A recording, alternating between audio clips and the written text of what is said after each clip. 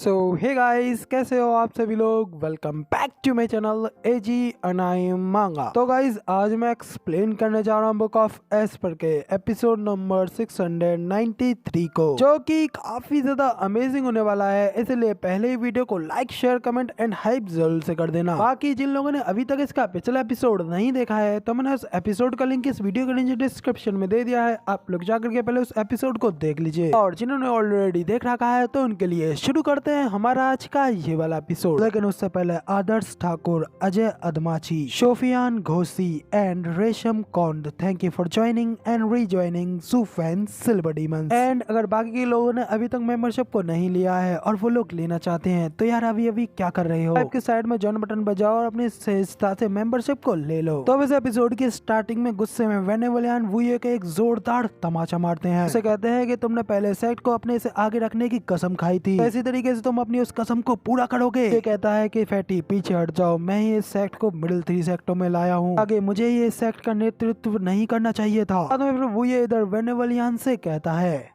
कि फैटी यांग, तुम्हें भी अच्छी तरीके से पता है कि तुम कभी भी मेरा मैच नहीं हो, इसलिए तुम चाह करके भी मुझे रोक नहीं सकते। तो वेनेवलियान गुस्से में अपने दांत पीसते हुए वुये से कहते हैं, मैं डीमन स्कैमिंग सेक्ट का एक वेनरेबल हूँ। इस तरीके से एक जगह पे आराम से खड़े होकर के अपने फेलो सेक्ट मेंबर को इस तरीके से मरता हुआ नहीं देख सकता। तो वुये कहता है कि तो ठीक है, फिर अपने पद को छोड़ दो, ये तुम्हारे सेक्ट लीडर का ऑर्डर है, मैं इस गद्दार को यहीं पे खत्म करना चाहता हूँ। वेनेवलियान उससे कहते हैं कि अपनी बकवास बंद करो, तुम कोई सेक्ट लीडर बिल्कुल नहीं हो, और अब तो बिल्कुल भी नहीं, जब तुम यहाँ पर बाहरी दुश्मनों को हमारे सेक्ट में ले आए और अपने फेलो मेंबर्स को खत्म करवा रहे हो। वेनेवलियान की इस बात के ऊपर तो वो ये काफी ज्यादा हैरानगी से उन्हें देखता रह जाता है और उनसे कहता है कि यहाँ तक कि तुम भी मुझे धोखा दे रहे हो। तो कहते ही वो ये वहाँ से बड़ी तेजी से गायब हो जाता है और वेनेवलियान के ऊपर हमला करने के लिए तेजी से उनकी ओर आगे बढ़ने लगता है। सामने से वेनेवलियान भी अभी भी उसका सामना करने के लिए उसके बीच में खड़े होते हैं। पावर का इस्तेमाल करते हुए नीचे जमीन पर किक मारते हैं। जमीन के अंदर से कई सारे बड़े बड़े पत्थर बाहर निकलते हैं, लेकिन वेनेवलियान कंट्रोल करते हुए एकदम रॉकेट लॉन्चर्स की तरह इस्तेमाल करते हैं और उनसे ये के ऊपर अपने स्पेशल हमले मीटियोर स्ट्राइक के साथ में हमला कर देते हैं। कहा जाता है कि आसमान में जाने के बाद वो पत्थर बिल्कुल मीटियोराइट की तरह वुये के ऊपर हमला करने के लिए उसकी ओर ही आ रहे होते हैं, जिन्हें कि इस तरीके से अपनी ओर आता हुआ देख करके वुये भी देख लेता है और जल्दी से अपनी पावर को अनलिस्ट करते हुए वहाँ पे अपनी ड्रैगन सोल को बाहर निकाल करके उसकी फ्लड ड्रैगन क्ला के साथ में उन सभी हमलों को वहीं पे डिस्ट्रॉय कर देता है, जिससे वहाँ पे एक जोरदार धमाका होता है, चारों ओर धूल फैल जाती है और उसके बैकलेस की वजह से इधर वेनेवलियान भी काफी ज्यादा जख्मी हो जाते हैं और अपने मुंह से खून खांसने लगते हैं। अब इसके बाद में फिर वो ये वेनेवलियान के पास में आता है और उनसे कहता है तो अब बताओ क्या तुम्हारा हो गया या फिर तुम अभी और लड़ना चाहोगे। फिर वेनेवलियान हंसते हुए कहते हैं कि मैं कुछ ज्यादा ही ओवर कॉन्फिडेंट था कि यहाँ पे मैं अब तक तुम्हें एक बार भी नहीं हरा पाया, लेकिन अगर मुझे पहले पता होता कि एक दिन ऐसा होगा तो मैं तुम्हें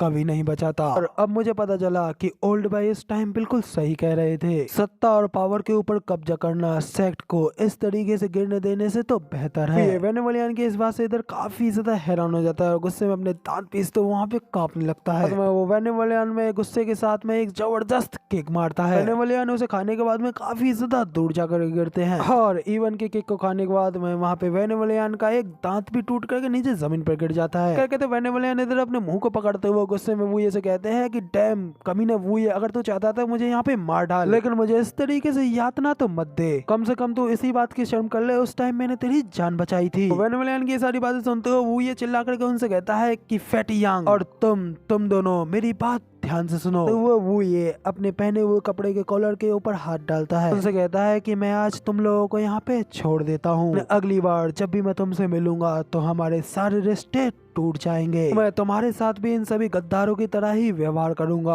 और तुम सब लोगों को यहाँ पे मार डालूंगा। इतना कहते हुए वो ये अपने कॉलर के कपड़े को निकालता है और उसे नीचे जमीन पर डाल देता है। उसके बाद अगले दिन वो सभी लोग वहाँ से उड़ते हैं और पीछे देखे बिना ही वहाँ से अपनी जान बचा करके जाने लगते हैं। तीनों वेनेबल्स एक दुख, एक असहजता के साथ में बिल्कुल चुपचाप वहाँ से जा रहे होते हैं। तभी वेनेबल भाई उन लोगों से माफी मांगते हुए कहते हैं कि वेनेबल्स प्लीज मुझे माफ कर देना, मैंने मिसअंडरस्टैंडिंग में आप लोगों को गलत समझ लिया था, हम लोग तो बिल्कुल दोनों सेम ही साइड पे हैं। वेनेवलियान वे उससे कहते हैं कि जी हाँ, अब से हम वुये के साथ में बिल्कुल भी नहीं है, हमारी सबसे पहली प्रायोरिटी अपनी जान बचा करके यहाँ से जल्द बाहर निकलना है। बाद में वेनेबल भाई क्योंकि काफी ज्यादा एग्जॉस्ट और घायल होते हैं, इसलिए वेनेवलियान उन्हें सहारा देते हुए धीरे धीरे आगे ले जाने लगते हैं। इस तरीके से धीरे धीरे आगे बढ़ते बढ़ते उन्हें पेड़ों के पीछे कुछ परछाइयां जाते हुए दिखाई पड़ती हैं। मगर जब वो लोग उन्हें गौर से देखते हैं तो वो कोई और नहीं बल्कि उन्हीं के साथी सभी ज़ूफेन के डिसाइपल्स, ग्रैंड एल्डर और वेनेबल सी होते हैं। उन्हीं लोगों में से सबसे ज्यादा खुश होती है बाइलियनियर। तेजी से उनकी ओर जाते हुए कहती है कि ग्रैंडफादर आप बिल्कुल ठीक हैं। तो सुनते ही वेनेबल भाई भी उसे अपने गले लगा लेते हैं और रोते हुए उससे कहते हैं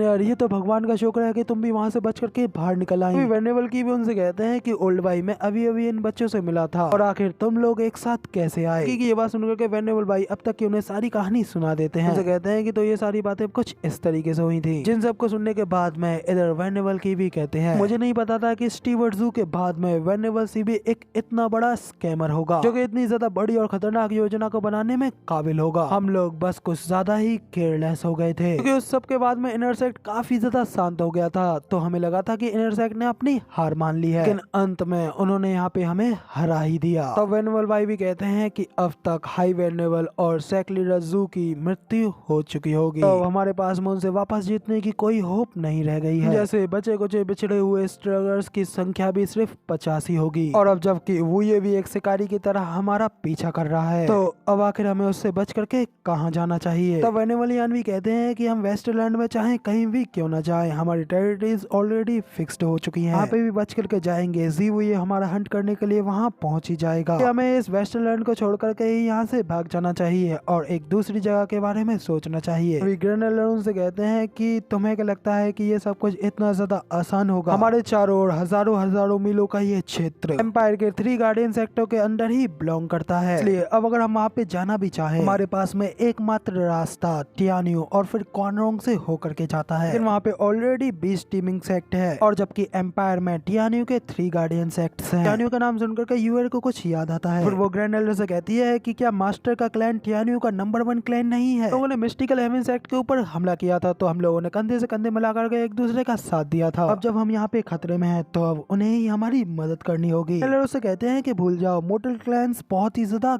क्रूल होते हैं। अगर यहाँ पे हमारे साथ में सेक लीडर ज़ू होते तो वो लोग जरूर ही हमारी मदद करते, लेकिन उनके यहाँ पर हमारे साथ न होने की वजह से कभी भी इतने बड़े खतरे के लिए हमें एक्सेप्ट नहीं करेंगे और ये भी हो सकता है कि वो हमसे मिलते ही हमें बेच दें और हमें ज़ीवुये के हवाले कर दें। तो यूएरे उनसे कहती है कि नहीं, ऐसा बिल्कुल नहीं हो सकता। मैं उनके क्लैन हेड से मिली हूँ और वो एक बेहद ही ज्यादा ईमानदार और वफादार आदमी है। हंसते हुए कहते हैं कि लड़की, अभी तुम बेहद ही ज्यादा जवान हो, दुनिया में कोई इतना ज्यादा वफादार आदमी कहाँ हो सकता है, यहाँ पे सबसे पहले सिर्फ और सिर्फ अपना ही ख्याल रखता है। इसके अलावा सेक लीडर ज़ू एक डिमोनिक कल्टीवेटर थे, इसलिए उनकी सराउंडिंग को देखते हुए उनका क्लैन भी उन्हीं की तरह काफी ज्यादा डेवियस होगा। तो फिर आखिर हम जैसे कुछ बचे कुछ लोगों के लिए फिर एम्पायर के 3 गार्डियन सेक्टर की गलत नजरों में क्यों ही आएंगे? और मेरे ख्याल से हमें अपना भाग्य दूसरों के हाथों में नहीं छोड़ने में ही हमारे लिए बेहतर होगा। अब इधर दोनों लोगों की ये सारी बातें सुनने के बाद में इधर वेनेबल भाई उनसे कहते हैं, मेरे ख्याल से हमें एक बार तो टियान्यू को आजमा करके देखना चाहिए।